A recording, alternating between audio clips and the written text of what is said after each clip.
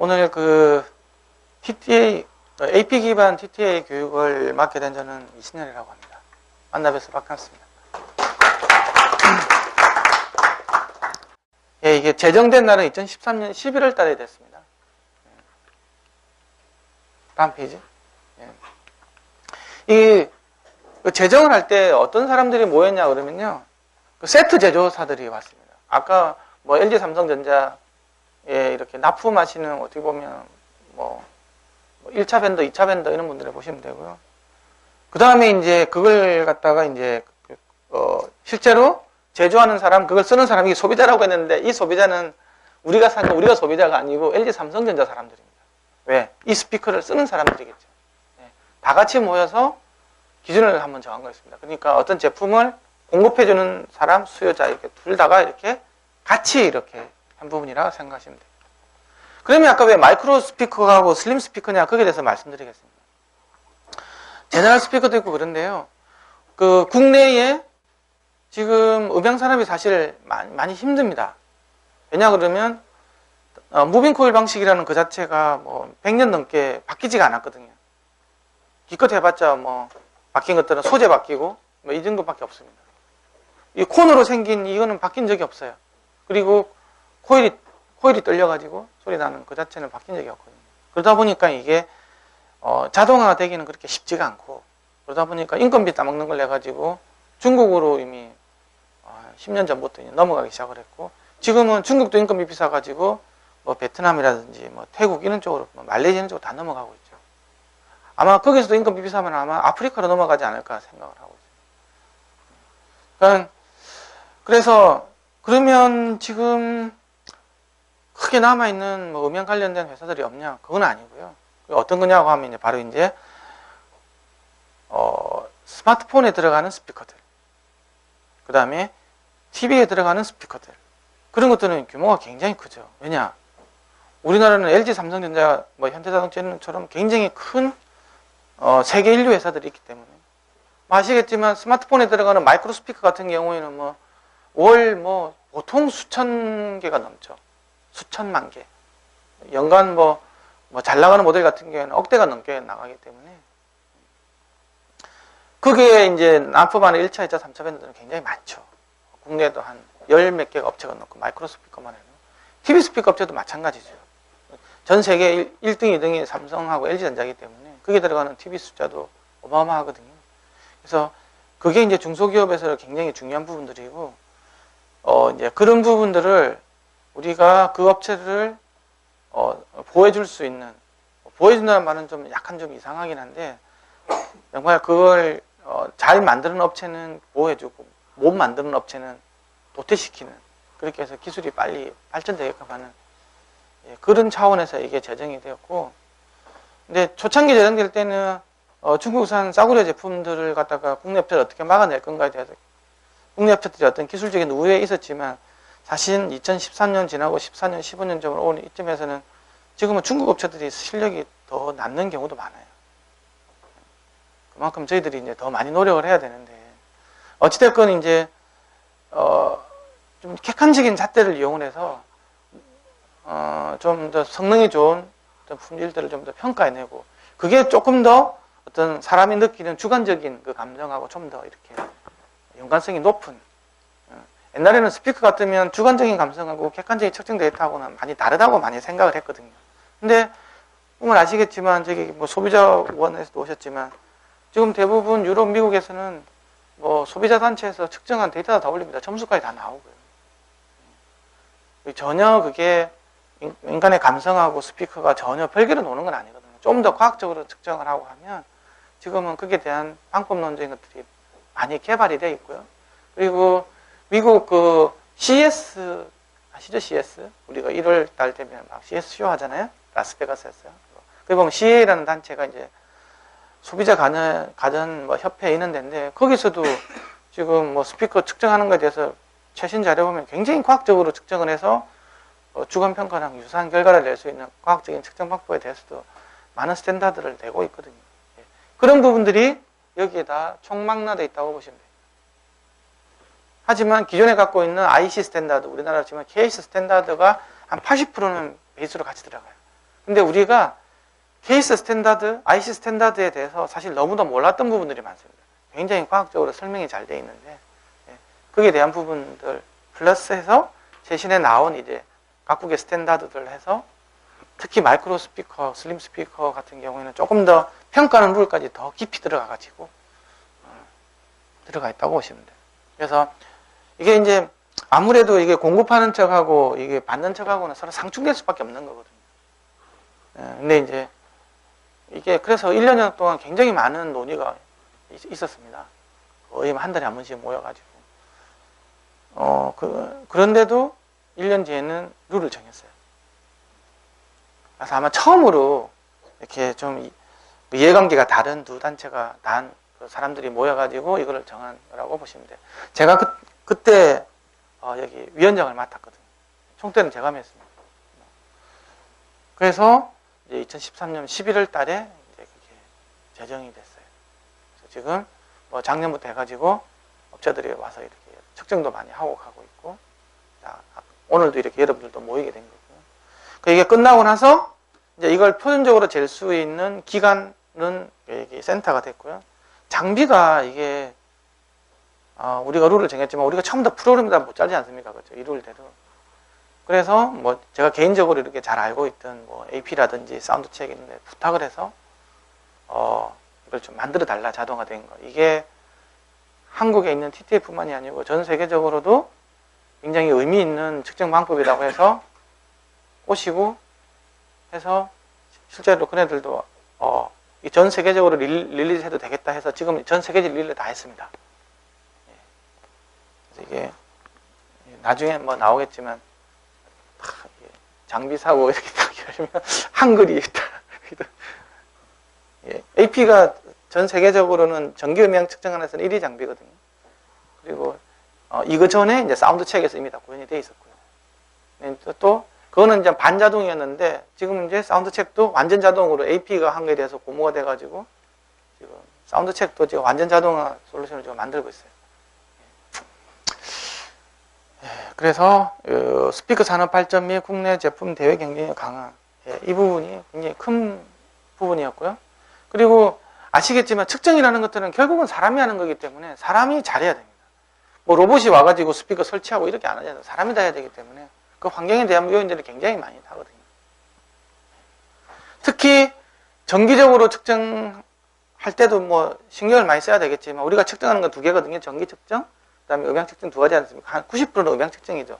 임피던스만 이제 정기적으로 측정하는 건데 그때 할 때는 정말 이게 내가 지금 측정을 하고 있는 게 과연 내가 이 시료를 측정하고 있는 건지, 앰프를 측정하고 있는 건지, 반사음을 측정하고 있는 건지, 공족이 뭐, 잘 생각을 잘 해봐야 됩니다.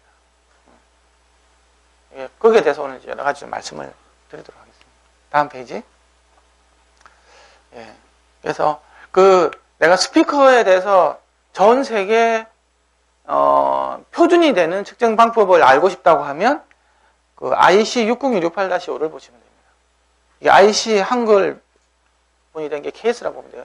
IC 한글 본이 케이스라고 보시면 돼요. 토시 하나 안 달고 똑같다고 보시면 돼요. 60168-5가 스피커에 관련된 거고요. 60168-7이 이어폰, 헤드폰에 관련된 거예요. 이걸 거의 준용 표준으로 레퍼런스로 삼았다고 보시면 됩니다. 다음. 이게 한 3년마다 계속 개정이 된다고 보시면 돼요. 그리고 아까 이거 이야기를 했고 60168-5 이거 되겠죠.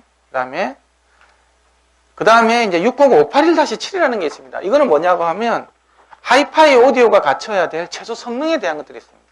이거는 아까 이야기했지만 제가 아까 그레이딩을 한다고 그랬잖아요. 그레이딩을 하기 위한 어떤 이에 대한 근거가 되기 위해서 이걸 했고요. 그 다음에는 이제 쭉 내려와 보면 뭐 있냐 그러면 이게 아까 CA 제가 말씀드렸죠. CA 2013년도 버전입니다. 저희들이 제작할 때는 거의 유사한 건데요. 이게 이제 홈 라우드 스피커의 표준적인 측정 방식입니다. 굉장히 자세하게 잘 나와 있어요. 우리가 옛날에 스피커가 있으면 영도에서 이렇게 마이크로폰 이렇게 딱 놓고 측정하면 될 것 같죠. 절대 그렇게 하면 안 된다고 되어 있습니다. 그렇게 해서 잰 거는 주관적인 측정법하고 차이가 너무 크다. 그래서 그렇게 되면 전혀 안 맞지가 않는다. 우리가 음악을 들을 때 스피커를 무양실에서 듣지 않지 않습니까? 다 반사음이 있는 공간에서 듣거든요. 그리고 잘 생각해보면 우리가 스피커를 다 0도에서 이렇게 듣지가 않습니다. 우리 스테레오로 듣죠. 들어보면 내가 스피커를 탁 제껴가지고 트위터가 내 귀를 딱 쏘게끔 이렇게 듣지는 않습니다. 조금 오프해서 듣거든요. 한 10도, 20도 정도 이렇게 한쪽으로 일반적으로 듣는 그걸 갖다가 그네들이 이제 평균으로 내가 보니까 평균적으로 한 10도, 20도 정도는 약간 튼다 그러더라고요. 그래서 우리가 마이크로폰으로 이렇게 해가지고 이게 다 요거만 해가지고 그 특성이 뭐 이걸 가지고 점수가 어떠니 주파 특성이 어떠니 그거 말해봤자 물론 이제 제가 갖고 있는 성능은 알 수 있겠죠. 이게 뭐 어떤 성향이 어떻다라든지 할 수 있지만 그게 결국은 소리는 사람이 귀로서 청취실에서 듣는 개념이기 때문에 특히 오디오 같은 경우에는 별로 큰 의미가 없는데 그럼 그걸 가지고 어떻게 얘가 좋다 나쁘다 어떻게 평가하고자 하는 것들이 이제 양부분들이 이것도 한번 읽어보시면 돼요. 이 표준 자료는 사셔야 돼요. 그 CA 들어가셔서 사시면 되는데 오늘 많이 설명해 줄 테니까요. 그래서 시험 대상 장비로는 마이크로 스피커는 뭐 핸드폰이나 태블릿 등에 사용하는 거, 슬림 스피커는 TV에 사용하는 거다. 그 이야기고요. 근데 실제적으로 요즘 오디오는 전부 다 올리온으로 되어 있지 않습니까? 지금 액티브 개념으로 들어가지고 있죠. 앰프하고 스피커, 푸트가 이런 개념이기 때문에. 근데 지금 어디 스탠다드에도 이게 통합 시스템에서 되는 방법은 표준이 없어요. 아직까지는. 그렇죠? 네. 스마트폰 음질 어떻게 될 건가? 그러면 스피커가 있지만 앰프가 있고 DSP가 들어가 있잖아요. 이 DSP는 스피커를 갖다가 보상해주기 위해서 들어가 있는 거잖아요. 통합 시스템 성능을 재는 그런 개념은 없어요. 실제로 그게 중요한데. 그렇다고 다 떼버리고 유닛만 탁 떼가지고 이것만 측정하면 되냐? 그거는 좀 말이 안 되는 거죠. 근데 이걸 보상해주기 위해서 여러 가지 보상 처리를 해놨는데 그걸 다 무시하고 된다는 것들은 그건 좀 말이 안 돼요. 시스템 입장에서. 그래서 지금 이번에 올해 14년도 정도 이제 통합 시스템을 어떻게 잴 건지 그때의 레벨은 어떻게 보고 그렇지? 이런 것들에 대한 것들이 또 표준이 정해지고 있습니다. 아마 지금 그 스마트폰 개발하시는 분들이라든지 뭐 TV 스피커 개발하시는 분들은 이제 뭐 요즘 다 디지털 앰프이기 때문에 DSP가 들어가 있죠. 그렇죠? 여러 가지 처리가 들어가 있는데 그때 레벨을 어떻게 넣어야 될까 이런 것에 대해서 아마 고민이 많으실 거예요. 그런 부분에 대해서 지금 뭐 표준 단체에서도 많은 고민을 하고 있더라고요. 그런 부분들은 이번에는 그거는 빠졌어요. 이번에는 이제 유닛에 대한 것들만 유닛 단품 뭐 이런 유닛 단품에 대해서만 이렇게 기본적으로 했고요. 거기에 대해서도 아마 시간이 되면 다음에도 한번 일단 소개를 해도록 하겠습니다. 다음 출력 기준인데요. 이게 우리가 스피커 하시는 분은 일반적으로 잴 때 1m 1와트 이렇게 많이 하시죠. 1m 1와트. 그게 왜 정해졌는지 보면 사실 아무 의미는 없습니다. 그냥 누가 그냥 그렇게 하자 그랬기 때문에 그렇게 나온 거죠. 근데 표준 문서에 보면요, 사실 제일 중요한 거는 1m가 중요한 게 실제 사용하는 사람들의 거리가 제일 중요한 거예요. 예를 들면 스마트폰을 1m 든다는 것들은 말이 안 되는 거 다 이길 수 없는 건데 스마트폰 이렇게 듣고 이렇게 듣는 사람이 있습니까? TV를 1m에 지는 것도 사실 좀 말이 안 돼요. TV는 보통 2m에서 3m에 듣거든요. 그래서 아까 그 CA 스탠다드 보면 TV는 2m에서 쓰라고 되어 있어요. 그러니까 우리가 일반적으로 듣는 환경이 제일 중요한 거예요. 거기에서 그 특성들이 어떻게 나올지를 보는 게 제일 중요한 거예요. 그러면 와테지는 도대체 이게 출력을 얼마 크게 해서 해야 되냐? 그것도 우리가 제일 일반적으로 듣는 크기가 제일 중요합니다. 내가 PA하고 SR 스피커도 야외에서 공연하는 스피커를 1와트에서 재면 말이 됩니까, 그게? 아무 의미가 없는 거거든요. 마이크로 스피커도 있잖아요. 잴 때 일반적으로 듣는 레벨은 아마 0.64W가 제일 많을 겁니다. 일반적으로 큰 소리를 많이 듣지 않습니까? 볼 때. 작게 해가지고, 물론 작게 듣는 경우도 있겠죠. 밤에 자기 전에는 조용하니까. 하지만 일반적으로 듣는 것들은 정격이라는 출력에서 듣는 경우가 많다라는 거예요. 그러니까 성능을 평가할 때 가장 크게 일반적으로 얘가 작아지면 있잖아요. 레벨이 출력이 작아지면 TH도 작아질 거고 다 작아지는 걸 나오는데 일반적으로 듣고 평가를 하는 기준이 바로 우리가 레이티드 파워를 해가지고 정격이라고 하죠. 정격의 의미는 사실 여러 가지가 있는데, 그래서 그 표준 자료도 되어 있고 평가는 정격에서 하라고 되어 있습니다. 정격의 의미는 내가 1년, 2년, 3년 계속 틀어놓더라도, 하루 종일 틀어놓더라도 특성이 변하지 않는 게 사실 정격이에요. 그래서 그 마이크로 스피커 같은 경우에는 정격을 0.64W로 정했고요. 그리고 슬림 스피커는 10W로 되어 있습니다. 근데 지금은 이제 마이크로 스피커가 좀 고출력화, 화면도 커지고 하다 보니까 사람들이 좀 큰 소리를 원하다 보니까 지금은 얘가 이제 1W로 많이 바뀌고 있죠. 그래도 아직 많이 대부분은 아직까지 0.64W로 쓰고 있어요. 그래서 이게 출력의 정의는 모든 출력은 바로 정격에서 재개되어 있다. 그러면 제너럴 스피커는 어떻게 되냐? 제너럴 스피커도 마찬가지입니다. 1W에서 재는 건 의미가 없어요. 그러니까 그 레벨이 내가 실제로 듣고 있는 레벨하고 맞다고 하면 의미는 있는데 실제로 그렇지는 않죠. 내가 정격이 한 30W 된다고 하면 30W에서 재는 게 제일 그 제품을 참 현명하게 판단할 수 있는 근거가 된다. 그럼 정격은 누가 정해줍니까? 그거는 제조사가 정해줘요. 정격을 정할 수 있는 그 파워 테스팅 룰도 있긴 하지만 일반적으로는 제조사가 정해주게 돼 있어요.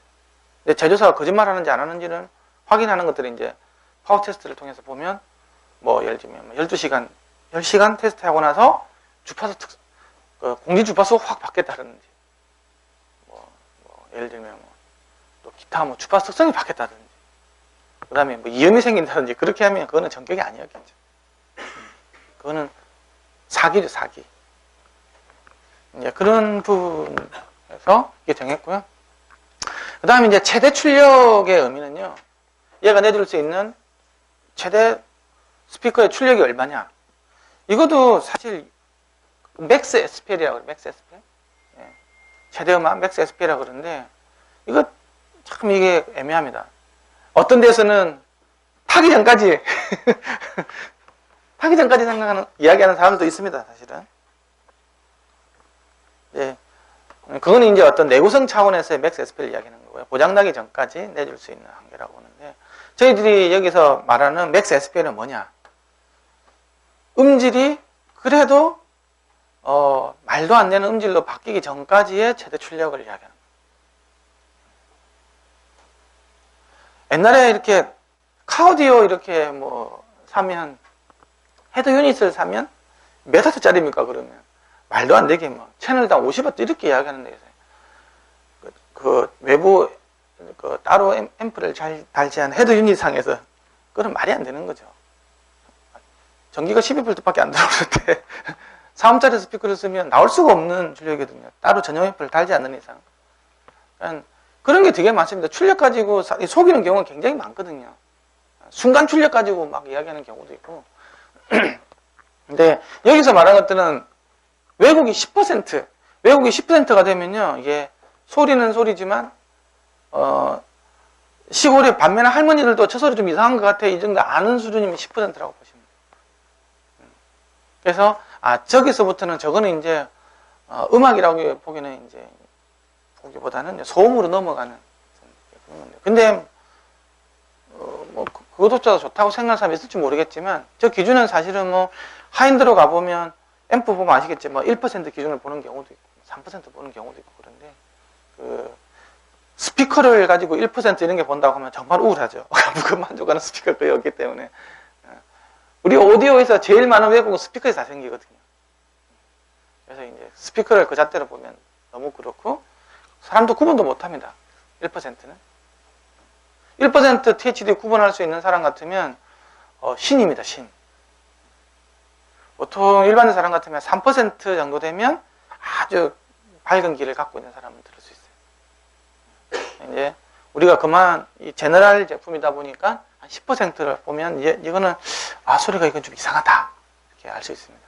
그래서 10% 기준으로 해서 최고 출력을 정했어요. 그러면 이 스피커의 최고 출력이 얼마예요? 그러면 10% 나올 때니까 뭐 110dB이라든지 이런 식으로 정의가 되겠죠. 다음 시험 항목인데요. TT에서, 지금은 TTA 이야기하는 거예요. 시험 항목인데, 주파수 특성이 제일 중요하겠죠. 일종의 이거는 선형응답입니다. 선형응답. 이거는 설계하는 어떤 방법. 내가 뭐 진동폰에 재료를 뭘 쓴다라든지, 스피커가 이렇게 평판이냐, 콘 쉐입이냐, 도움이냐, 뭐 역도움이냐 이런 거에 따라서도 달라질 수밖에 없겠죠. 그리고 스피커의 사이즈에 따라서 저음이 나오고 자음, 이거는 정해지는 거니까 이거는 선형 왜곡이라는 부분이 주파수 특성이라고 보고요. 이게 이제 왜곡이 들어가는 거죠. 1kg 넣는데 2kg, 3kg, 4kg가 나오는 거예요. 그 여러분 생각 이상하다 생각할 수 있지만 다 그렇습니다. 앰프는 안 그러지 않습니까? 1kg 넣는데 2kg, 3kg, 4kg 다 나와요. 그 정도가 크냐 작냐라는 거지. 그래서 THD라는 게 있는 거예요. 하모닉 디스토션이 있는 거예요. 왜 그렇게 나오냐라는 거죠. 이 선형적으로 증가가 안 돼서 그래요. 1배 주면 출력도 1배가 커지고 입력을 2배 넣어주면 출력도 2배가 나오고 3배 넣어주면 3배가 나오면 되는데 그렇게 안 나오는 거예요. 당연히 그럴 수밖에 없어요. 나중에 결론으로 보시면. 앰프도 그렇습니다. 악기 같은 경우에는 저런 왜곡을 갖다 극대화시키면 아예 음색을 바꾸죠. THD가 많은 스피커는 그냥 악기로 바뀌는 겁니다. 원래 볼륨을 내주는 게 아니고 지가 막 더해가지고 터치를 해가지고 내주는 거예요. 나는 수채화를 넣어줬는데 나오는 거 유화가 나오고 막 이런 겁니다. 그림은 비슷한데 그게 이제 THD라고 보시면 돼요. 근데 이제 그것도 전체적으로 다 보는 거니까 2차, 3차로 이렇게 나누어 보는 게 있습니다. 이게 굉장히 중요해요. 2차, 3차로 나누어 보는 게. 저거 2차, 3차로 안 나누고 THD만 보는 시절이 한 10년 전까지만 해도 따로따로 한번 같이 봤거든요. 뭐 THD하고 토탈, 하모닉 디스토션 이거 봤는데, 세컨드 하모닉, 그 다음에 뭐 이븐하고 오더 하모닉을 해서 구분하기 시작한 거는 한 10여 년 전부터 한번 구분하기 시작했어요. 그게 왜냐 그러면 성격이 완전히 다르거든요. 3차 왜곡 같은 경우에는, 홀스터 왜곡 같은 경우에는 음질 들어봐도 뭐 이게 뭐 그렇게 많이 나쁘다고 좀 말하기도 그렇고, 베이스톤이 좀 더 하드하게 들리고 좀 더 어그레시브하게 들리고 하는 것들은 그게 나쁜 건 아니거든요. 오히려 그거는. 근데 이제 이게 이제 짝수차로 가버리면 이게 이제 나중에 나오게 되면 운동성이 비대칭적으로 막 움직이는 거예요. 그렇게 돼버리면 귀에 굉장히 거슬리는 소리가 일단 또 나중에 또 내구성에 문제가 생겨요. 그리고 3차 왜곡 같은 경우에는 스피커가 얇아진다라든지 뭐 이렇게 되면 어쩔 수가 없어요. 그거 가지고 네가 잘했니 내가 잘못했니 말하기가 사실 애매한 부분도 있다고. 물론 잘못한 부분이 많긴 한데, 근데 2차 왜곡은 이건 완전히 설계하는 사람이 잘못한 거예요. 이거는 받으면 안 되는 거죠. 2차 왜곡이 큰 것 같은 경우는 받으면 안 되거든요. 그러니까 결국 에이징 걸면 나중에 결국 문제가 생겨요. 시간이 지나면.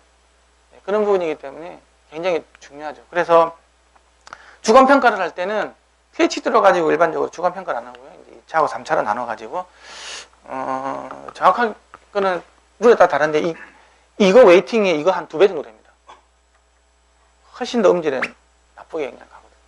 그런 식으로 해서 이제 객관 평가할 때 매겨 보는 게 있어요. 이걸 따로 보는 게 굉장히 중요하고요. 그 다음에는 이제 뭐 이런 걸 보는 것들이 있죠. 이거는 이제 신뢰성에 관련, 환경시험에 관련된 부분들이고요. 다음. 이게 이제 시험 항목인데 조금 더 이제 구분을 해봤어요. 구분을 해봤는데 이게 다 자세한 얘기 뒤에 나올 거니까 지금 이게 뭐지 좀 모르셔도 상관없고요. 아까 주파 특성 이야기했죠. 무향실에서 측정하는 걸 기본적으로 했고요. 그 다음에 이제 왜곡률이 있고, 그 다음에 극성, 그 다음에 감도, 임피던스, 최대 출력이 있는데, 주파 특성은 아까 평탄하게 나와야 되는데, 이게 어느 주파수는 잘 나오고 어느 주파수는 못 나오고 하는 게 있어야 되는데, 그 정도를 보는 거예요. 이게 많이 바뀌면 이제 그 음향 변환기보다는 악기처럼 바뀌는 거예요. 왜곡률은 아까 얼마만큼 이제 디스토션을 많이 만들어 주느냐 2차, 3차를 한번 보는 게 있고요. 극성은 뭐냐고 하면 내가 그 앰프가 주는 신호대로 스피커가 움직이게 될 거잖아요. 이게 그림을 그려보면 내가 이런 시그널을 줬으면 스피커도 똑같이 이렇게 움직여야 되거든요. 이런 식으로. 스피커 이게 있다고 하면 앞으로 가고 스피커 이게 똥판이 앞으로 가고 뒤로 가고 이런 식으로 움직여야 되거든요. 그래야 압력파도 얘랑 똑같이 만들어질 거니까. 근데 이제 극성이 바뀌면 얘가 앞으로 밀어주라고 했는데 실제로 스피커는 움직이면 뒤로 가는 거죠. 그러면 이제 뭐가 문제냐면 한 개 들을 때는 아무 문제가 없어요. 이게 한 개 들을 때는. 근데 두 개가 들을 때 문제가 생기는 거예요. 두 개 똑같이 빡 밀어줘가지고 이렇게 저음이 쿵 하고 나와야 되는데 싹 이렇게 되다 보면 이제 저음이 없어져 버리는 거예요. 소리라는 것들은 기본적으로 소리에 대한 정의는 압력의 교란이에요. 우리가 듣는 공기 중에 듣는 소리 같은 경우는 이제 공기라는 매질에 의해서 압축성 매질에 의해서 만들어지는 것들은 압력의 교란이거든요. 근데 이렇게 돼버리면 왜 저음이 안 나오냐 그러면 이렇게 돼버리면 여기 있는 매질이 이리 왔다 이렇게 되면 왔다 갔다 이것만 있어요. 이쪽에서는 압력의 교란이 없죠.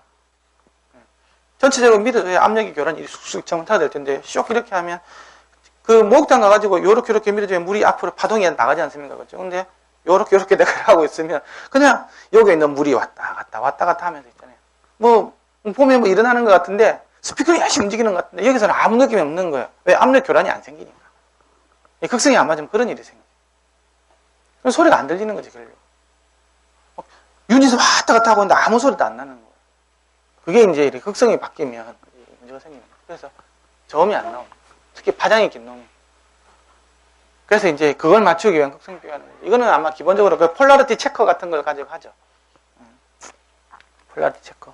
예. 극성 테스트는 어떻게 하냐면요. 어떻게 할까 그게 걱정되죠. 제일 쉬운 거는 그냥 건전지 그 스피커 플러스 극성에는 플러스 그리고 마이너스 극성 마이너스 걸어가지고 진동판이 앞으로 탁 튕겨 나오면 극성이 맞는 거예요. 그게 국제적 룰을 그렇게 정했어요. 아시겠죠? 이게 플러스 극성에는 전극에 플러스 마이너스 해가지고 앞으로 튕겨 나오면 되는 거예요. 근데 이제 그러면 라인에서는 그렇게 하면 힘들잖아요. 그렇게 해서 그렇게 눈으로 확인하는 방법 말고 마이크로폰으로 측정하는 방법이 있어요. 쉽게 라인에서 하는 것들이 이제 펄스파를 이용하는 거예요. 펄스파. 펄스파를 어떻게 하냐? CD에다가 신호음을 이렇게 만드는 거예요. 앞으로 툭학, 탁학, 탁학. 녹음이 이렇게 돼 있어요. 뒤로 한번 가게끔. 그러면 이 스피커가 앞으로 세 번 움직이고 뒤로 한 번 움직여야 되겠죠, 그렇죠? 이런 식으로. 스피커가 이거 오면 스피커가 탁학, 탁학, 탁학, 슉 이렇게 움직여야 되잖아요. 여기다가 마이크로폰을 갖다 앞에 놓는 거예요, 이런 식으로. 그렇죠? 그럼 마이크로폰 다이아프레임이 이게 탁학, 탁학, 뭐 탁학 이렇게 움직인다고 하면 이게 안쪽으로 세 번 밀리다가 바깥쪽으로 한 번 밀리면 되겠죠. 그렇게 되는 파형을 디텍션을 하는 거예요. 마이크로폰 시그널이니까 디텍션을 해서 앞으로 밀 때는 그린색이 뜨게끔 하고요. 뒤로 올 때는 레드가 뜨게끔 하는 거예요. 자, 이제 라인 해가지고 탁 끌어졌어요. 툭툭툭. 그냥 들으면 근데 이거는 우리 귀로 들으면 툭툭툭툭이에요. 내본다 툭툭툭툭이거든요. 틱틱틱틱 이렇게 들리는데 이걸 이제 불만 쳐다보는 거지. 그린, 레드, 오케이, 통과. 근데 뒤집힌 건 어떻게 나오겠어요? 레드, 그린이 나오겠죠. 그치? 빨간색 3번, 그린색 1번 이렇게 나오면 뒤집힌 거예요. 이렇게 해서 선택하는. 그러니까 이거는 쉬워요. 그냥 이런 파형 들어있는 CD 하나 사고 이거 극성체크기 요만한 거 있잖아요. 마이크로폰 달려있는 요만한 손바닥만한 거 있어요. 이거 가까이 대면 돼요. 자동차 같은 경우는 다 그렇겠죠. 자동차 같은 경우 CD를 갖다가 넣어놓고 이제 뭐 펜 가지고 이렇게 앞뒤 펜, 좌우 펜 조절해가지고 딱 고정시켜 놓고 이걸 갖다가 빗대가지고 그린 트위터도 재고 우퍼도 재고 막 이렇게 되다 보면 다 맞는지 확인하면 돼요. 전부 다 돌아가면서 이렇게 하는 거예요. 요즘 이거 한 몇만 원도 안 하니까 중국산 싼 게 하도 많이 나와가지고 그 다음에 인덕턴스로 잴 수 있는 방법도 있어요. 네, 일반적으로 이래 극성. 멀티 채널로 가면 굉장히 중요합니다. 많이 달 때는. 스피커가 2개 있어봤자 둘 다 이렇게 돼버리면 소리 하나도 안 나요. 특히 저음에서, 저주파수에서 파장이 긴 놈들, 파장이 짧은 놈들은 이제 파장이 짧기 때문에 통계적으로 약간 바뀌기 때문에 소리는 나요. 그리고 막 경로차가 여러 개 생기기 때문에. 근데 파장이 긴 놈들은 딱딱 이게 이렇게 딱 없어지거든요. 그래서 출력하고 굉장히 많이 관련이 있고. 어떤 사람은 극성이 바뀌면 스피커가 터지는 거 아닙니까? 이렇게 얘기하는 사람이 있어요. 전혀 그렇지는 않아요. 그냥 뒤로 움직이는 것밖에 없어요. 소리 다 달라. 따로따로 막 켜보면. 근데 같이 들으면 이제 문제가 생깁니다. 그 다음에 이제 감도라는 부분이 있는데요. 이 감도라는 부분은 센시티비티가 그래가지고 이게 얘가 얼마만큼 효율적으로 일을 잘하냐는 거예요. 그래서 아까 1m 1와트가 의미가 없다고 하지만 이거는 이제 그래도 우리가 하나의 차트로 봐야 되잖아요. 그래서 내가 10cm다 된 거라 그러면 1m를 전부 다 환산시켜줘야 돼요. 다 1와트로. 1m 1와트 다 같이 보자라는 거예요. 그래서 그래 안 헷갈리지 않죠. 어떤 것들은 뭐 짧게 이렇게 예를 들면 뭐 다른 애들은 1m 됐는데 나는 5cm 돼가지고 감도가 우리는 90dB라 그러면 실제로는 이거는 1m에서 봤으면 90이 아니고 80, 86, 뭐 6을 빼야 되겠죠. 84 정도 돼야 되겠죠. 그렇죠? 그러니까 똑같은 잣대로 똑같은 해서 봤을 때 얼마인지 보는 게 감도입니다. 감도가 좋으면 뭘까요? 배터리를 적게 사용하게 돼요. 그린 스피커가 가야 될 방향이 바로 감도가 좋은 스피커. 감도가 좋으면요, 문제가 많아지고요, 음질은 나빠집니다. 일반적으로. 감도가 좋은데 음질도 굉장히 좋아지고 막 그거는 거의 좀 불가능해요. 거의 있을 수가 없어요. 감도가 좋아지려면 자석도 센 놈 쓰면 되고요. 그렇죠? 자석. 진동판이 굉장히 가볍고 자석도 쓰고 진동판이 가벼우면서 진동판이 또 크면 굉장히 감도가 좋아져요. 근데 그게 이제 뭐 오늘 이론은 안 하겠지만 그게 쉽지가 않아요. 감도에 대한 부분이고요. 그 다음에 임피던스인데, 임피던스는 그 약간 전기전자공학으로 돌아가서 생각해봐야 돼요. 임피던스는 뭐냐고 하면 왜 저걸 재현하는 임피던스는? 이거는 정기적인 임피던스 이야기하는 거예요. 임피던스는 세 종류가 있어요. 스피커에서는 정기적인 임피던스도 있고 기계적인 임피던스도 있고 음향적 임피던스가 있어요. 그러니까 이거는 얼마만큼 잘 뭔가를 저항하는 성분이, 임피드라는 말은 결국 뭔가에 대해 저항한다는 뜻이잖아요. 어드미트의 반대가 임피던스잖아요. 임피드잖아요. 임피드. 제일 간단한 게 이제 우리 뭐 저항도 얼마만큼 전류를 잘 흘려주느냐 정도가 저항, 그렇죠? 그것도 일종의 임피던스죠. DC에 대한 임피던스를 우리가 저항이라고 그러는데, 이걸 보는 이유는 이게 우리 스피커를 했던 이제 선배들이 있잖아요. 이게 전기가 들어가면 이게 막 운동해가지고 소리가 나는 거잖아요. 야, 이거를 특성을 내보고 싶은데 이거 어떻게 보냐라는 거예요. 내가 기계적으로 본다고 하면 여기다가 가속도계를 달아서 해야 됐을 거예요. 그렇죠? 움직임을 봐야 되니까 힘하고 속도와의 관계를 봐야 될 거라고. 기계적인 입장에서 본다고. 그렇죠? 가속도 센서를 달아야 됐다는 거예요. 아니면 레이저를 달아가지고 도플러 인터페로메터를 해가지고 얘 갖다 속도를 측정해야 되겠죠. 힘을 주고 속도. 그래서 힘을 속도로 나눠주는 게 기계적인 임피던스예요. 그렇죠? 전기쟁이들은 이걸 전기 들어가는 거 아닙니까? 그러면 전압하고 전류를 재가지고 얘가 어떻게 움직이지? 그걸 본 게 바로 전기적인 임피던스를 보는 거예요. 근데 재밌는 거는 이 전압하고 전류가 다 주파수에 따라 다 바뀌거든요. 그걸 보면 이 스피커에 정말 많은 걸 알 수 있어요. 그렇게 해가지고 이 스피커의 성능, 이 스피커 감도가 얼마 정도 나오지? 이 스피커 소리가 어떻게 되고, 이 스피커에 걸맞는 박스를 어떻게 만들어야 될 건지가 전압과 전류되면 다 나오는 거예요. 마이크가 아무 필요 없이. 나는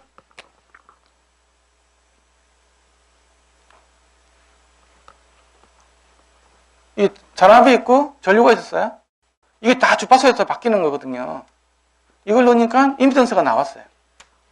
이것도 주파수에 따라서 당연히 바뀐다고. 근데 이걸 갖다가 나눠줘 보니까 이상한 이런 그래프가 나오는 거예요. 이런 그래프가.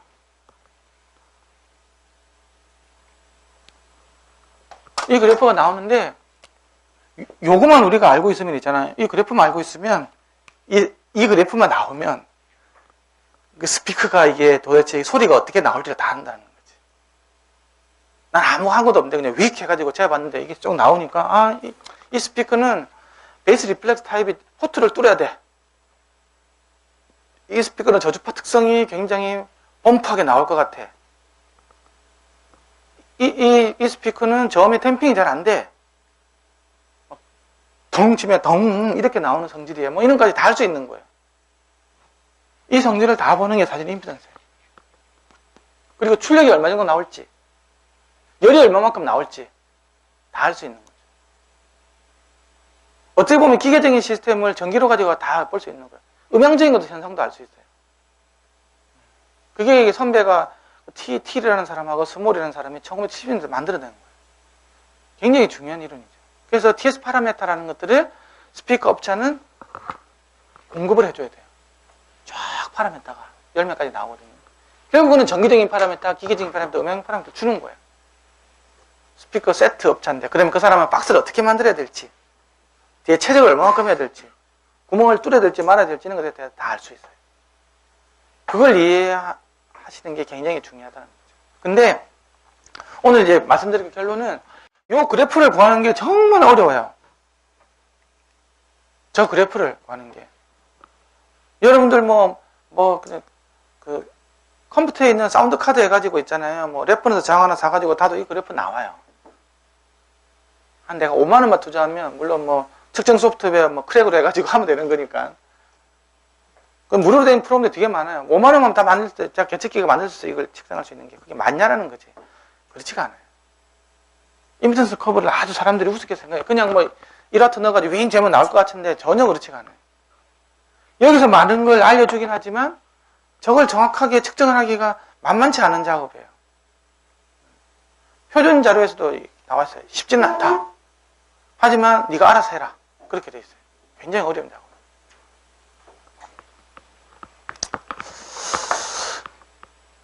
그게 임피던스 이야기고요. 아까 최대 출력 얘기했죠. 10%. 그러니까 표준 자료나 이런 데 가보면요. 아까 60581-7이라는 것들이 하이파이 오디오에 대해서 기준을 정하는 거라고 그랬잖아요. 거기서는 절대 10% 아닙니다. 뭐 1%, 3% 이 정도 돼야 되겠죠. 아마 저기서는 아마 3%로 되어 있었던 것 같은데. 이 581-7에서는 내가 하이파이 정도 오디오가 된다 그러면 THz 3%가 넘어가면 일단 안 된다고 되어 있어요. 전격에서 그게. 그 넘어가면 이건 네 하이파이라고 부르면 안 돼. 니는 부르고 싶겠지만 그거는 그렇게 하고 돼 있어요. 다음. 시험 환경은 자유음장 조건. 다른 말로 하면 반드시 무향실어제라는 거예요. 무향실. 우리가 자유음장이라는 말들은 되게 자유로운 음장인가 막 생각하는데 이 여기서 말하는 자유는 바운드리 프리. 다른 말로 하면 반사음이 없는 공간. 바운드리 프리이기 때문에 자유예요. 자유 앞에 바운드리라는 말이 더 들어있어야 돼요. 우리가 이제 바운드리 빼버리고 그냥 프리 스페이스니까 자유음장이 우리말로 자유음장 되는데 그 의미를 알아야 돼요. 반사음이 있으면 안 돼요. 왜 반사음이 있으면 안 되냐? 소리라는 것들은 3차원 다 퍼져나가 버리잖아요. 그렇죠? 우리가 관에 넣어서 재지 않는 이상은 다 퍼져나가 버린다고 3차원적으로. 퍼져나가면 이게 내가 이 스피커 특성을 이 마이크로폰을 재려면요. 여기서 오는 직접음만 알아야 되겠죠. 그렇죠? 근데 이게 여기서도 맞고 들어오는 게 많이 있다. 내가 이게 손이 있었어요. 그럼 이거 맞고 튀어나가는 게 있겠죠. 근데 이게 시간차 공격을 하면요. 똑같은 건데 시간차로 내가 들어오면요. 특성이 다 바뀌어요. 이 두 개가 있지 않습니까? 이렇게? 그러면 내가 이 특성을 볼 수가 없어요. 왜? 이 반사음 시간적으로 딜레이 된 게 더해지면 있잖아요. 예를 들면 어떤 특정한 주파수는 2배로 커지고 특정한 주파수는 거의 없어져 버려요. 이게 만약에 이 반소율이 100%였다고 하면. 그러면 어떤 스피커가 1kg가 쑥 꺼진 거예요? 그러면 그것만 꺼지냐? 그러면 다행이에요, 그러면? 그렇게 되는 게 아니고, 1kg가 꺼지면 2kg도 꺼지고 3kg도 다 꺼져, 이런 식으로. 그러면 요 사이는 다 2배씩 다 커지고, 반사음이 생기면 있잖아요. 그래서 나는 원래는 이거였는데, 이게 막 이렇게 돼버린 게, 2배로 되고 이게 없어져 버리고, 2배로가 없어지고 이렇게 되는 거예요. 반사가 있으면 내가 얘를 볼 수가 없어요. 왜? 얘의 복사본들이 있잖아요. 이 복사본들이 실제로 하나가 나가면 이게 예를 들면 얘의 복사본 수만 개가 수십만 개가 3차원으로 확 퍼져 나가는 거거든요. 근데 시간적으로 다르게 도달해 버리면 둘 사이에 간섭이 생겨가지고 원래 걸 볼 수가 없어요. 되게 안 좋겠죠. 그래서 내가 이걸 보려고 하면 반사가 있으면 안 돼. 그 반사가 없게 하려면 자연계에서 반사가 없게 하는 공간이 어디에 있겠어요? 반사가 없다. 하는데 반사가 없다. 그러면 산꼭대기 이렇게 산 정상에 올라가가지고 이렇게 올라가 여기 내 서 있는 거야. 막 소리 지르면 좀 없겠죠. 아니면 막 눈이 이렇게 막 쌓여 있으면 이게 흡음이 굉장히 심하니까 막 해도 없겠지. 이런 공간 빼고 사람들이 생각한 거는 무향실이라 생각한 거야. 소리가 가면 다 먹어버리는 거예요. 그러니까 그 흡음률을 100%로 만들 수 있는 공간을 찾은 거지. 그게 무향실인 건데 그게 이제 5, 6억 정도 하는 거예요. 실내에서 해야 되는 거니까. 야외에서는 측정이 할 수가 없어요. 왜? 바람 불고 뭐 옆에 시끄럽고 그러죠. 그거 어떻게 측정할 겁니까? 그게 안 되는 거죠. 그래서 이 무향실에서 해야 된다. 그래서 이렇게 그 무향실에서 측정을 하면 장점 그러면 이게 진짜 얘가 반사가 되는지 안 되는지 확인하는 방법이 있어야 되지 않나요? 그러면 어떻게 하냐고 하면 거리가 2배가 되면 만약에 반사가 없다고 하면 거리가 2배가 되면 반드시 6dB씩 떨어져야 돼요. 그걸로 확인하는 거예요. 내가 무향실 성능을 재고 싶다. 그러면 거리가 2배가 될 때 6dB씩 떨어지는지만 확인해 보면 돼요. 근데 아까 인간이 인공적으로 만들어낸 반사가 없는 공간 100% 무향실 그건 순개뻥입니다. 절대 그렇게 나오지가 않아요. 무향실이 누가 100%를 갖다가 흡수한대요. 잘해봤자 한 3, 4dB 정도, 3, 40dB 정도 줄이는 거예요. 100%라는 공간은 절대 있을 수가 없어요. 그래서 무향실에서 있잖아요. 크게 되잖아요. 제가 만든 스피커 중에서 음향 대포라는 게 있어요. 그거는 1m 앞에서 150dB이 나오거든요. 154dB까지 나와요. 거의 귀가 찢을 정도까지 아픈데 그런 걸 무향실에 잰다? 말도 안 돼요. 그 재면 나오는 에너지 100, 110dB 항상 나와요. 무향실에 대한 착각이 있어, 사람들이. 다 흡수할 것이다. 절대 그렇지가 않아요. 스탠다드 자료를 보면 이게 딱 6dB 떨어지는 게 아니고 뭐 5점 몇 데시벨 되면 오케이를 봐주는 거예요. 다. 왜? 퍼펙트리 6dB 줄일 수가 없기 때문에. 그리고 무향실은 이게 이 웨지로 가지고 이렇게 해가지고 잡거든요. 웨지로 가지고 기본적으로 많이 하고 하는데 저주파수로 가면 있잖아요. 안 돼요. 국내에 있는 무향실들 뭐 나중에 나오겠지만 보통 한 70dB 밑으로는 70Hz 밑으로는 못 잡아요. 70Hz 밑으로는 이런 방이랑 똑같아요. 반사 다 되고 눈으로 보면 무향 같지만 귀는 전혀 무향, 음원에서는 전혀 무향이 아니에요. 우리나라 뭐 표준연구소 얼마나 그러더라? 80 넘을걸요, 거기도. 웬만한데 좀 웬만큼, 내가 웨지 길이가 있잖아요. 한 1.5m 정도 이만큼 나와줘야, 이만큼 이렇게 돼야 그 70Hz 정도 줄이는 거예요. 서브우프를 그래서 뭐 잴 수가 없는 거예요, 서브우프는. 무향실에서 서브우프 쟀다. 그건 사기꾼이에요, 사기꾼. 잴 수도 없는 거. 서브우프 특성은 잴 수 있는 방법이 없어요, 지금. 서브우프는 50Hz, 내가 20Hz를 재고 싶다. 20Hz를 재려면요, 웨지의 길이가 얼마더라? 한 7m 정도. 웨지 길이가 이만큼 이렇게. 인간의 지금 능력으로는 못 만들어요. 인간이 낼 수 있는 최대 웨지 길이가 흡음재 이렇게 삼각형으로 해가지고. 왜냐면 난 쳐져버리면 안 되거든요. 쳐져버리면 흡음이 또 안 돼요. 꼿꼿하게 서 있어야 돼요. 무향실 가면 꼿꼿하게 서 있어야 돼요. 이렇게 돼 있는 것들은 흡음 안 돼요. 흡능이 확 떨어져요. 이렇게 돼 있는 것들이 안에 아무것도 들어있으면 안 될 거잖아요. 그렇죠? 안에 공기가 흡음재 같으면 공기가 그냥 80% 이상이 들어있어야 되거든요. 힘이 뭐가 있겠습니까? 죽 쳐져 버리죠. 그럼 못 만드는 거예요. 이게. 딱딱하게 하면 또 반사가 돼버리니까 안 되고, 힘을 좀 주려면 그렇죠. 강성을 주려면, 지지시키려면. 그게 안 되는 거예요. 그래서 어쨌든 자연정 조건을 만족시켜야 된다고 하는데, 그 이론적으로 그렇지, 절대 그렇지가 않아요. 내가 우리나라에 한두 개 정도 빼놓고, 뭐, 업체에 있건, 뭐, 삼성, LG, 현대장도 있건, 제대로 된 거는 거의 없어요. 그냥 대략적으로 만든 거예요. 그래서 필요한 것들은 나중에 이제 게이팅이라는 거 있잖아요. 윈도우로 씌워져가지고 신호 처리가 반드시 필요해요. 근데 이 장비는 그걸 기본 탑재해놨어요. 만약에 뭐 반사함이 없다 그러면 워킹을 안 하겠죠. 반사함이 조금이라도 있으면 제가 자동으로 잘라줘요. 사람이 할 필요가 없어요. 확인을 하는 절차만 있어요. 안에는. 그게 필요한 거예요. 훈련에도 그렇게 하라고 돼 있어요. 게이팅을 쓰라고. 그러니 인공적으로 없어버리는 거 반사가 생기잖아요. 톡 맞고 올 거잖아요. 그렇죠?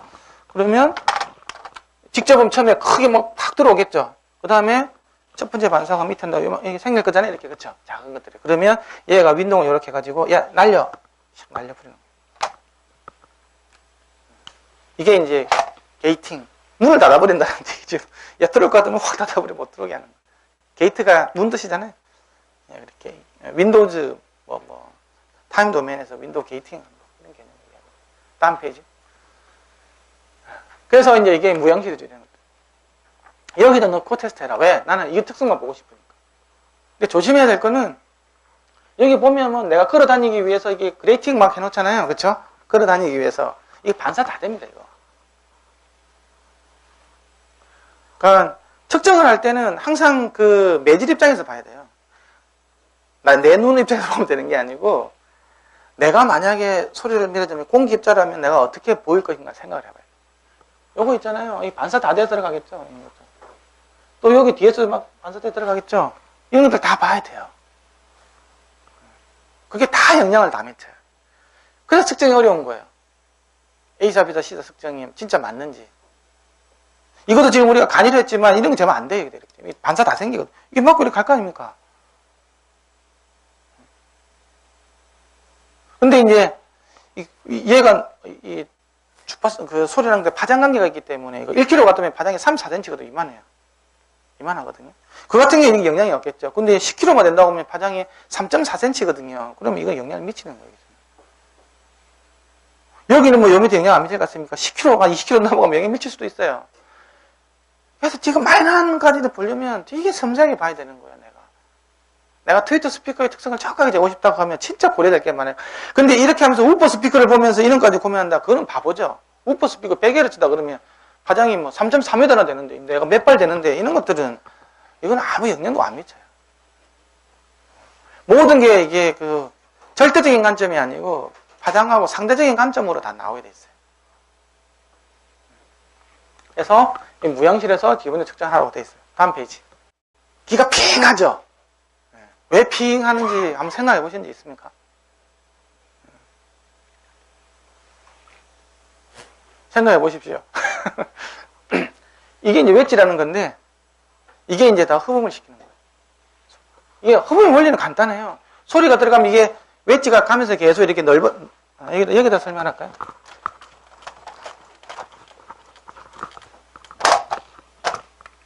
이 벽이 있는데, 웨지가 이렇게 있는 거예요.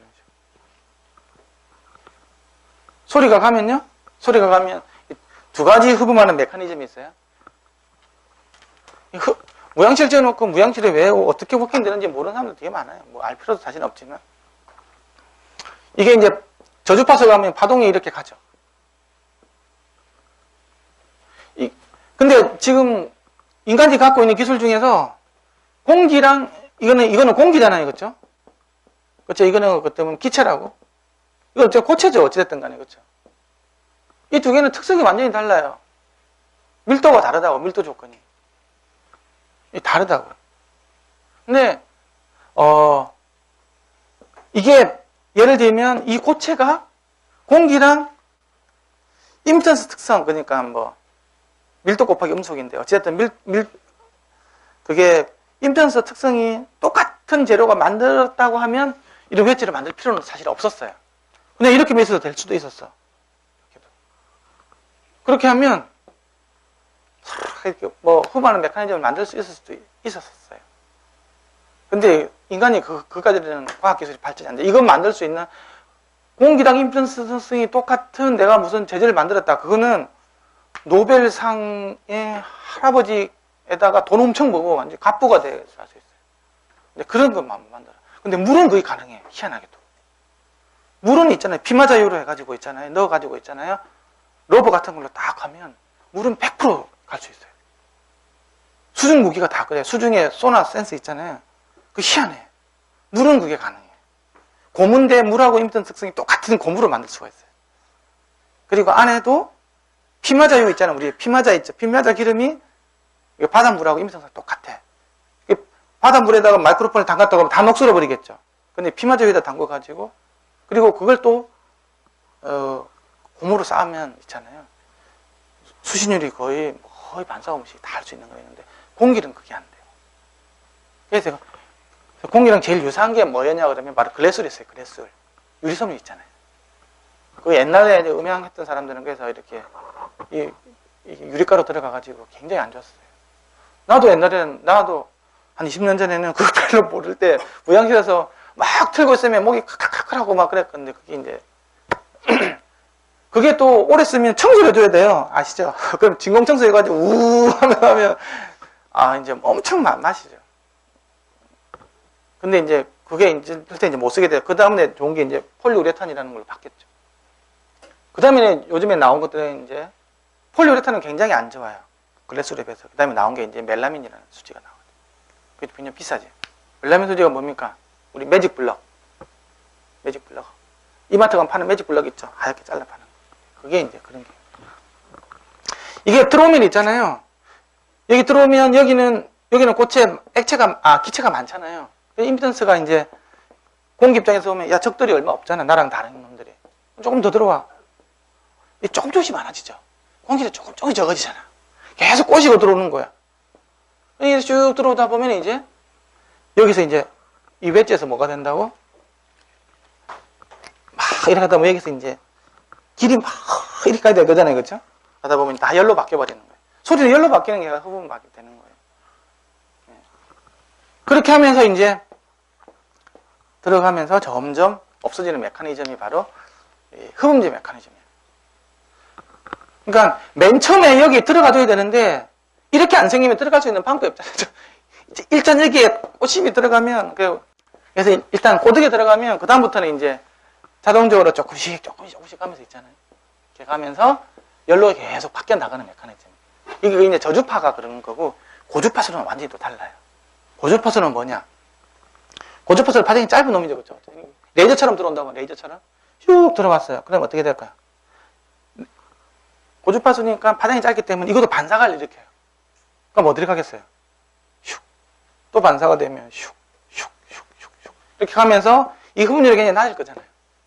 맞을 때마다 이렇게 하면서 열로 착착착 이렇게 덫에 걸리듯이 하면서 저주파, 고주파수가 다 바뀌는 거예요. 근데 이게 이렇게 휘어져 버린다.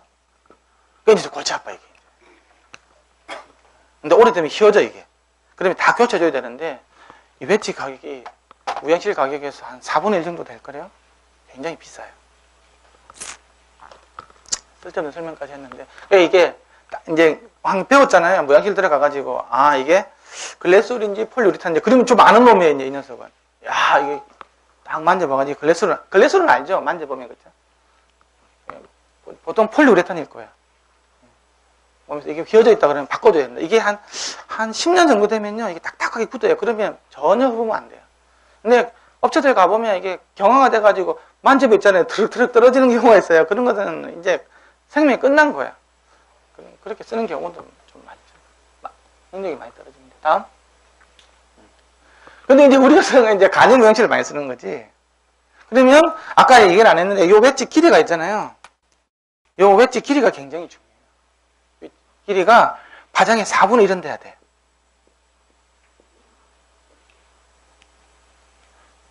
그러면 내가 1kg까지 내가 흡음을 시킨다고 볼게요. 그럼 1kg면 아까 34cm라 그랬죠, 파장이. 파장이 34cm고 4분의 1 한다는 얼마겠어요? 4로 나누면 얼마니? 34를 4로 나누면 한 8cm 정도 되죠, 그렇죠? 예약하면 그죠? 8cm 정도, 웨지 길이가 8cm 정도? 요 정도 되면 1kg까지는 흡음이 돼요. 잘 생각해 보시면 돼요. 내가 100Hz를 해보시고, 100Hz. 100Hz. 네. 1kg 같으면, 이게 1kg면 돼요. 근데 100Hz 같으면, 이거겠죠? 그럼 이거는 3.4m예요. 그럼 이거는 0.8m 정도 되죠, 그쵸? 그쵸? 그러면 여기서 여기까지가 8cm, 웨지 길이가 한 이 정도? 80cm 정도 되면 이제 100Hz까지 흡음시킬 수 있는 거예요. 이 정도 해야 되겠죠, 웨지 길이가. 회사에 혹시 무양실이 있으면 생각 없이 가서 한번 해보세요. 한 이 정도 되는지. 20Hz, 10Hz라면 여기 10Hz? 10Hz를 할 경우는 이렇게 그러니까 이거는 파장이 34m가 되고 이거는 8m가 돼야 되겠죠. 그러면 8m. 여기서 쫙 웨지 이만큼 하면 10Hz 할 수 있는데, 그럼 20Hz로 볼게요, 우리가. 서브우퍼 20Hz 해준다. 그러면 8m 절반이니까 4m가 돼야 되겠죠. 그럼 4m면 웨지가 여기서 한 이 정도. 돼야 20Hz를 갖다가. 그래서 아까 내가 이야기했잖아요. 우리가 보통 보면 한 1몇 m 돼요. 웨지 길이가. 현재까지 나온 최고 긴 게. 그게 한 70Hz, 80Hz 밖에 안 돼요. 이거 한 이만큼 될 거리, 이만큼? 요거 한 적어도 얼마나 들어가겠으면 제가 딱 보면 문항을 뚝게 보면 이거 한 20cm 정도 되지, 20cm.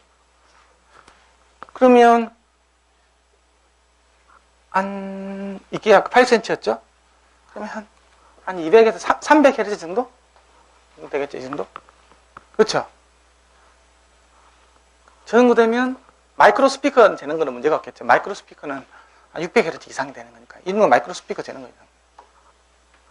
이 스피커를 과연 이렇게 요만한 데다 놓으면 이거는 그냥 눈을 위한 무향실이지 소리에 대해서는 그냥 잔향실이에요, 잔향실. 그냥 다 있는 거예요, 다. 하지만 이제 에너지는 좀 줄겠죠. 튀어나오고.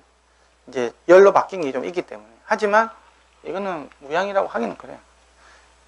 이건 사실 아무것도 아니에요, 그냥. 사람들이 그냥 계란판만 붙이면 있잖아요. 계란판 이야기예요, 계란판. 뭐 이런 계란판 이렇게 붙이면 될 거라고 생각하는데, 물론 고주파수에서는 조금 있지만, 저거는 그냥 계란판이에요, 그냥. 계란 사고 나서 그냥 판이라고 생각하면 되지. 소리하고 별 상관이 없어요. 그냥 계란 살 때 타면 쓰면 돼요. 이게 그렇다는 거예요. 다음. 그리고 무향실에서 중요한 건 또 하나가 더 있는데 흡입이 돼야 되는 것도 있지만 두 번째는 차음이 돼야 되는 게 있어요. 왜? 난 이거 재고있는데 옆에서 하면 안 되잖아요. 그렇죠? 그렇죠? 차음이 되는 게 굉장히 중요하다고. 근데 그 차음률이 얼마 돼야 될 것 같아요? 근데 그게 중요하다고. 내가 밖에 얼마만큼 시끄럽냐에 따라 다르겠죠. 차음률이라는 것들은 거기서 마이너스 데시벨을 빼는 거니까. 내가 마이너스 40데시벨 차음률 굉장히 훌륭한 룸이에요. 마이너스 40데시벨 차음을 하려면요. 문 두께가 있잖아요. 이렇게 로킹 돌려서 자는 거 정도 하면 마이너스 40데시벨 정도 돼요. 그런데 그게 고속도로 옆에다 놔또 생각해 보세요. 건물 내가 고속도로 소음이 120데시벨인데 40데시벨 줄여봤자 80이잖아요. 80 안에 적재하면 굉장히 시끄럽겠죠. 근데 내가 이게 사무실 이거 지금 재보면 예를 들면 한 50데시벨 나온다고 봐봐요. 50. 근데 40을 줄인다고 생각해봐요. 굉장히 많이 줄이는 거죠.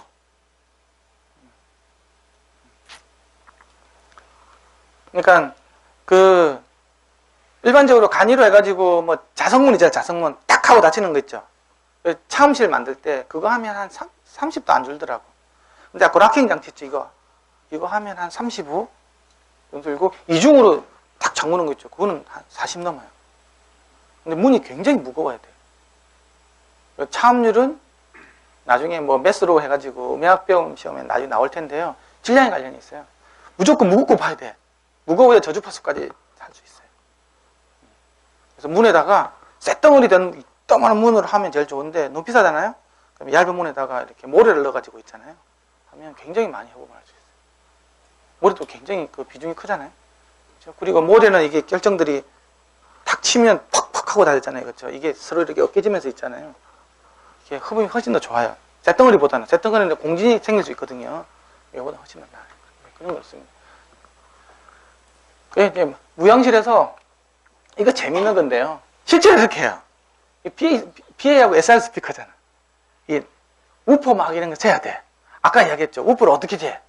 잴 수 있는 방법이 어떻게? 그럼 무향실에서 못 재잖아, 이게. 차단 주파수가. 응?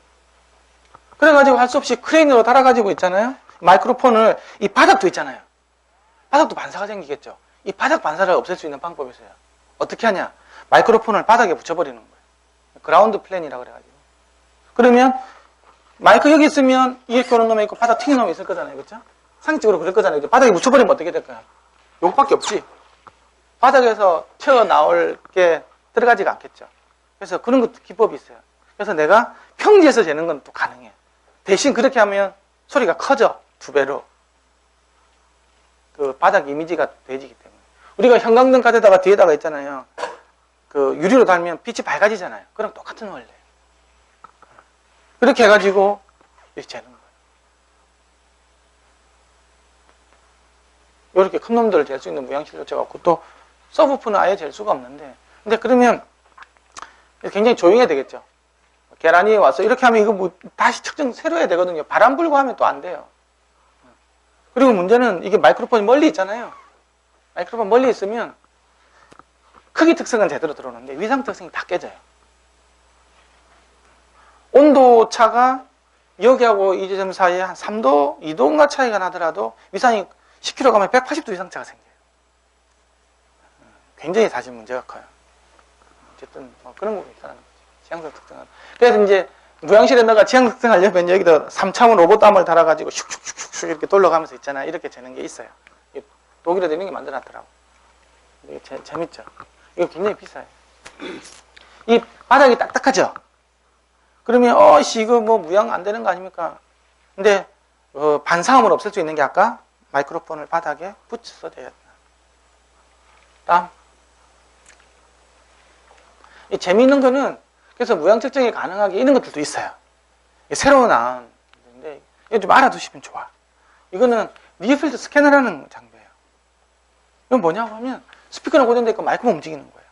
그리고 쉽게 이야기하면, 뭐 개념적으로는 굉장히 복잡할 수 있기 때문에 그냥 이 방에서 재도 서브우퍼 특성까지 다 잴 수 있어요. 1Hz부터 그리고 20kHz까지 다 잴 수 있어요.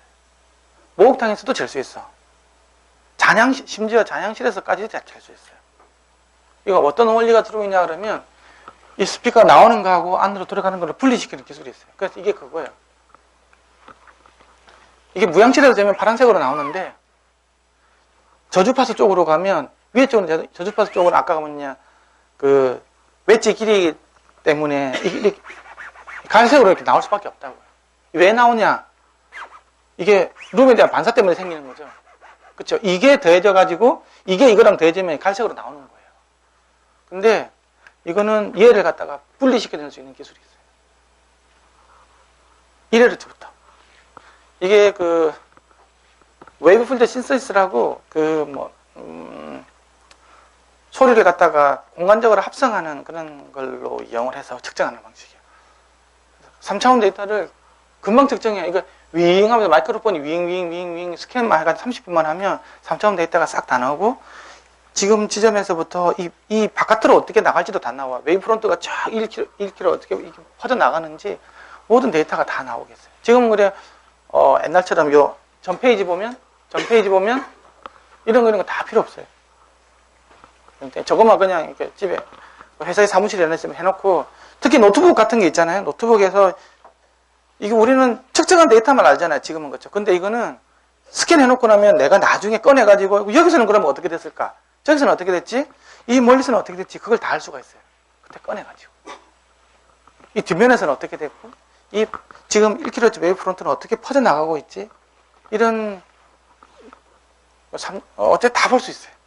그래서 이제 그걸 갖다가 어떻게 하냐고 하면 PASR 그 시뮬레이션 프로그램 있죠. 아까 야외 공연할 때 막 스피커 라인에 달아서 소리가 어떻게 나는지 시뮬레이션 데이터는 각각의 스피커에 이 데이터가 다 들어가 있어야 되거든요. 이런 데이터들이 다음 페이지 보면 이런 데이터들이 다 들어가서 된다고. 각 지점별로. 그러면 이제 소리가 어떻게 나올지 알 수 있죠. 근데 이런 것들 칠 때 쓰는 거예요. 근데 지금 뭐 서브포 이거 같은 경우 내가 이게 80Hz, 70Hz까지 나온다고 봐봐요. 그럼 70Hz는 알 수가 없잖아요. 그렇죠? 무향실이 지금 안 되니까. 그래서 지금 다 간이로 야매로 다 측정하고 있는 거지. 이런 부분들도 요즘에 다 가능할 수 있다는 겁니다. 다음.